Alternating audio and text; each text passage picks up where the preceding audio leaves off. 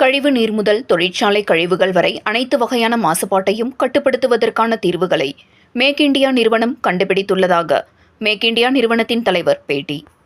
உலகம் முழுவதும் நாம் தினமும் ஏற்படுத்தி வரும் மாசு காரணமாக 2100ஆம் ஆண்டிற்கு பிறகு பூமியில் உயிர்கள் வாழ்வதற்கான சாத்தியக்கூறுகள் இல்லாமல் போகலாம் என்று விஞ்ஞானிகள் எச்சரிக்கை விடுத்துள்ளனர். இந்த நிலையில் மாசு இல்லாத இந்தியாவையும் உலகத்தையும் உருவாக்க வேண்டும் என்ற நடவடிக்கையில் மேக் இண்டியா நிறுவனம் செயல்பட்டு வருகின்றது. மாசு கட்டுப்பாட்டுகளை முற்றிலும் நீக்கி மனித உயிர்களை வாழ வைக்க புதிய கண்டுபிடிப்புகளை பதிவு செய்துள்ளதாக மேக் இண்டியா நிறுவனத்தின் தலைவரும் மனுநீதி அறக்கட்டளையின் நிர்வாக அறங்காவலருமான மாணிக்கம் அத்தப்ப கவுண்டர் தெரிவித்துள்ளார்.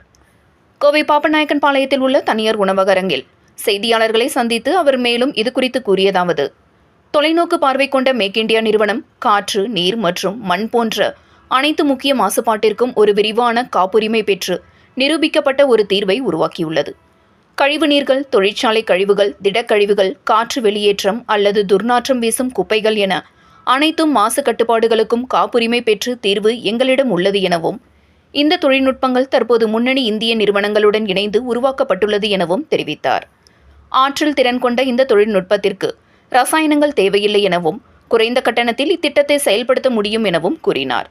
மேலும் இது அப்துல் கலாமின் தொலைநோக்கு பார்வை 2020ஐ நிறைவேற்றும் வகையில் உள்ளது என்றும் மேக் இண்டியா நிறுவனம் தெரிவித்துள்ளதாக அவர் கூறினார். இந்த செய்தியாளர்கள் சந்திப்பின் பொழுது மேக் இண்டியா நிறுவனத்தின் போது மேலாளர் ரமேஷ் ராஜகோபால் உடனிருந்தார் என்பது குறிப்பிடத்தக்கது.